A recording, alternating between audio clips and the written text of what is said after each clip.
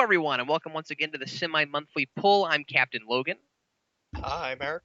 and Eric is filling in for Manos this week because Manos has been having computer issues. I was considering saying I was the fake Manos, but Eric, thanks for being with me. I appreciate it. no problem. Well, Manos always starts first, so I'm going to make you start first. All right, so I'm going to start with Superman 702, which is the second issue in Michael J. Straczynski's or J. Michael Straczynski, sorry, not Michael J. Yeah, I was trying to figure out how the No, it's J. Michael. I don't know why I said Michael J. Uh, this issue kind of it kind of followed the same thing as 701, where I really felt like the beginning was kind of silly, and I wasn't really sure.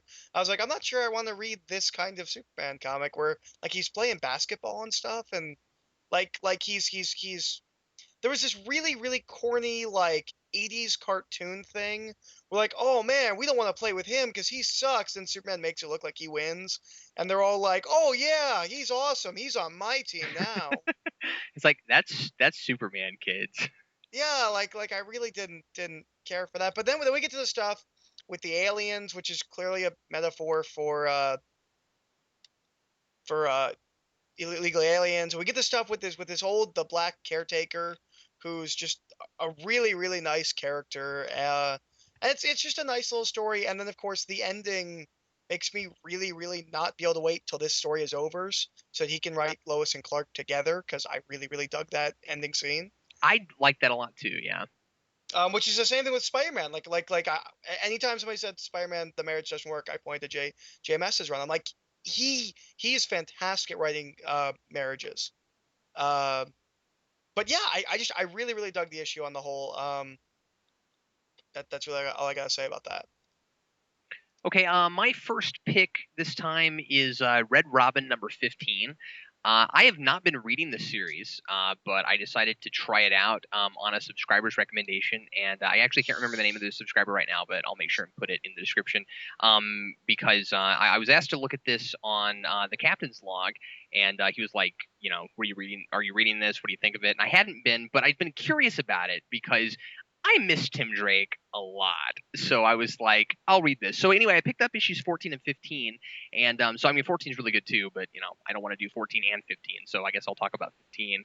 The cover of this is, it says The Assassination of Tim Drake, which, spoiler, he doesn't get killed because it's his series. And so, you know, he doesn't actually die. But anyway, so they've When they got. said Batman was gonna die, he didn't die either. He just went back in time. That's true. What they did here was really fun, and actually, I really don't want to give a whole bunch of stuff away in this because if I talk too much about what they do with because there's somebody who tries to kill him. It's this chick villain named the Scarab. Have you heard of Scarab before? Um, Maybe vaguely, That but there's was a lot of DC villains that show up where I'm like, I might know who they are. Like, like I remember maybe like a group shot in Justice League at some point. that was new on me. But anyway, so she tries to assassinate Tim Drake, and the way he gets out of it is really cool because they do this thing where it looks like okay, so we've got like narration boxes around like where he's getting shot apparently, and he's doing a press conference because he apparently is actually like I I'm in the middle of this, so I'm not sure, but it looks like he's actually in charge of some Wayne money. And he's actually calling himself sometimes Wayne, which is interesting. So like sometimes he calls himself Tim Drake, and sometimes he uses Wayne as his last name.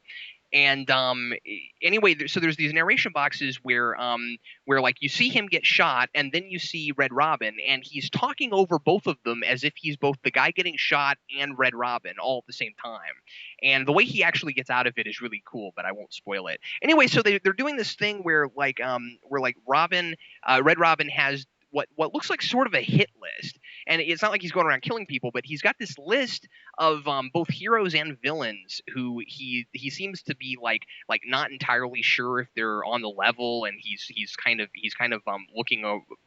looking over the shoulder, and he's got like these big plans for everybody, and it's quite interesting. And what's really fun about this is it's a little bit like reading more Batman and Robin because it isn't just Tim Drake running around on his own. Like the whole Batman cast and supporting cast is involved in this, in at least this storyline.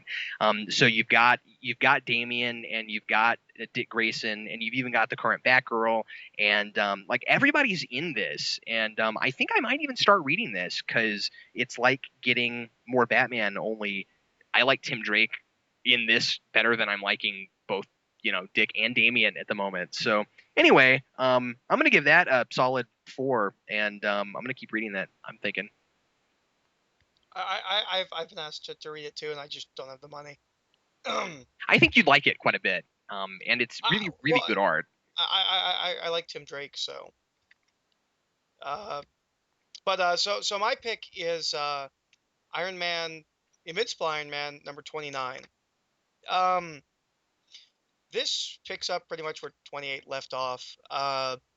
With Pepper getting an arc reactor put in her chest.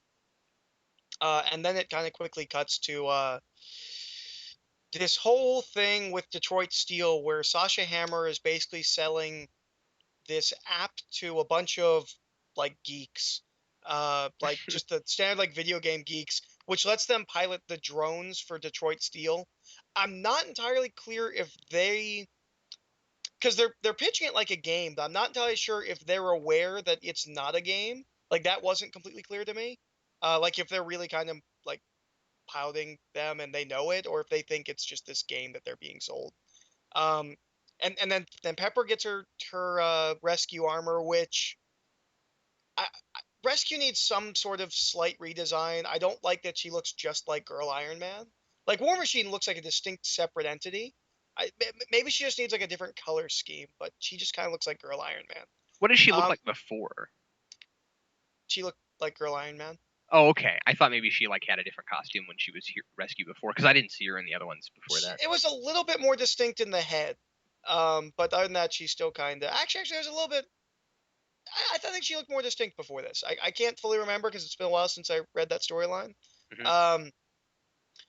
And then we have just Tony Stark talking with because there's this whole big thing now where he's gonna make the repulsor car, which doesn't need fuel and all that.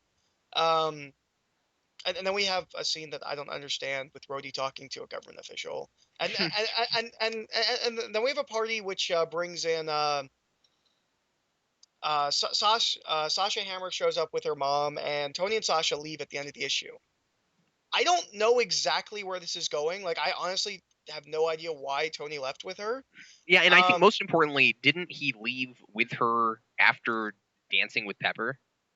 Well, I don't think it's I don't think it's a like he wants to sleep with her type of thing. Well, no, I don't think it is either, but they certainly played it up to sort of look like that, and that does seem to be what Pepper thinks it is. Yeah, that's definitely Pepper's reaction, but this is tying into something that I thought he was going to do when Chief first showed up. In the first story arc for Invincible Iron Man, Ezekiel Stane shows up, and he has a girlfriend who, when Sasha's hammer showed up, I was like, she looks a lot like that girl. And then there was a flashback in, I think, 20 or 27, where Tony realizes that she was there, and I'm like, oh, so that was Sasha. So I think something's going to come about with that, where it's tying into that first storyline with Ezekiel Stane. Maybe Ezekiel Stane might even show up. Like, I think this is, I think whatever he's doing is tying into that first arc, which I know you didn't read, but that's where I think this is going. That, and next issue is, Fraction said, that's the big fight. So. Yeah, well, I hope so, because I mean, not that I need a whole bunch of giant action in every comic or whatever, but I have felt like the last 4 issues have been a lot of talking heads. Well, it has been, and the problem slightly is this would almost make a better novel, in my opinion. But I kept saying he was writing a movie, but the thing is, I read each issue and I like it and I want more, but that's the problem, kind of. Like, it's the blessing and the curse of it is, like, I kind of like, I'm like, I can't wait till next issue because I didn't get enough this issue. Yeah, well, so yeah, exactly. I think you've hit it. I think there's a difference between this is making me long to see what happens next in the next issue versus there's not enough here. What's here is good, but there's not enough here. Yeah. But the one thing that I think is the biggest flaw with this is the wrong artist for this book, because he's great at drawing the suit stuff. He's great at drawing the suit stuff. When he draws the technical stuff, it looks fantastic, but we're not getting enough of that. So we're just left with people talking, and I don't think he draws people exceptionally well. Like sometimes they look kind of blocky and weird. That's Uh, interesting. I felt the same way about it, but I never mentioned it because I thought I was in the minority on that. no, no, no, and he does the weird photo referencing where like sometimes like in one panel a character will look like an actor, and then like the next panel they won't. Oh, you're so right about that, especially with Rhodey. Yeah, yeah, oh, totally with Rhodey. But I still dug the issue, and I'm still kind of digging what's going on. It's taking a long time. Like it feels like it should be half the issues, but it's still really good, and I still quite like it.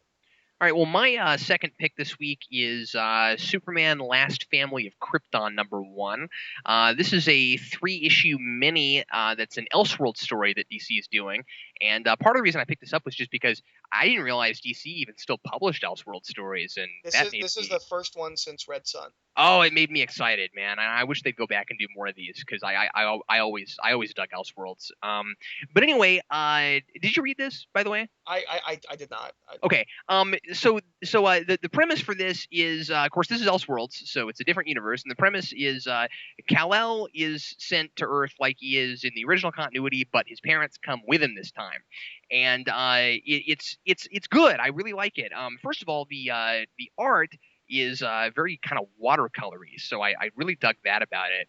And what they do is they have Jor-El kind of set himself up as being like this big corporate guy, and he builds like his own company called JorCorp, which is silly sounding, but I think they're trying to kind of make him a little bit Lex Luthor like in this.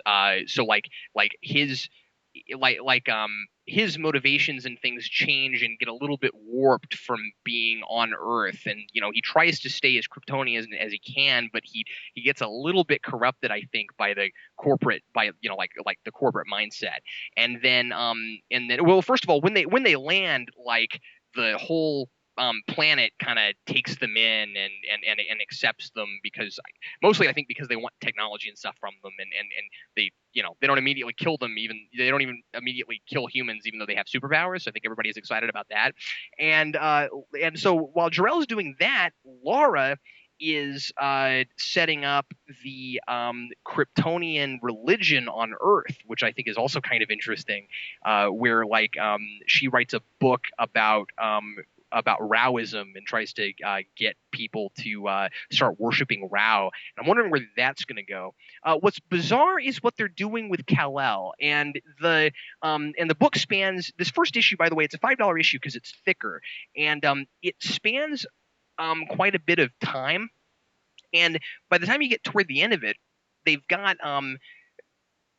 Kal-El actually kind of becoming Clark Kent, because the L's decide that he actually needs a surrogate family, and so that he'll understand what it's like to live as a human, so that when he grows up he can decide if he wants to live like a Kryptonian or live like an Earthling.